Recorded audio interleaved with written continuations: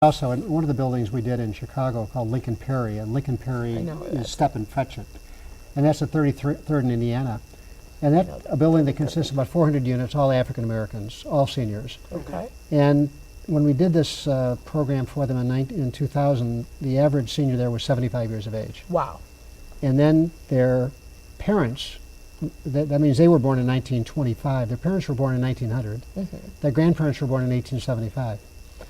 We then introduced something called My Life, which is a series of prompting questions to ask people to fill out forms about what their grandparents did, what they looked like, what they did, Well, that building represented a oral history of post-Reconstruction slavery experiences. Oh my. So I learned there by just listening to them tell their stories, Yes. the distinctions between, in the slave community, between being a field slave and being a cook slave or a cooking house slave, to being a house slave, to being a slave that was responsible for the raising of the children, like in Help.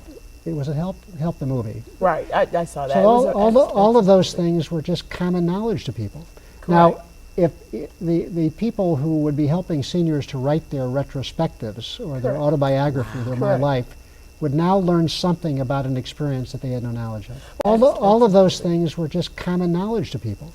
Correct. Now, if the people who would be helping seniors to write their retrospectives or their autobiography, their My Life, would now learn something about an experience that they had no knowledge of. We have a woman, I think is sitting over here, named Kathy Raby. And Kathy Raby's father was Al Raby. Now, if there could be a student, junior, senior at DuSable High School who would go to talk to Kathy about constructing her My Life with the discussion of Al Raby from her perspective, but she doesn't know everything about Al Raby, but she has a lot of other people who know things about him. Absolutely. You could put together the Al Raby story in a much more convincing, nuanced, careful way. Al Raby was never a particular propagandist or self-promoter, as I see it, but he was also the director of the Peace Corps in Ghana for a period of time. So that is a sort of a person that I think would be interesting to know of, and it would be interesting also to know how much time he had for his family given all his other activities.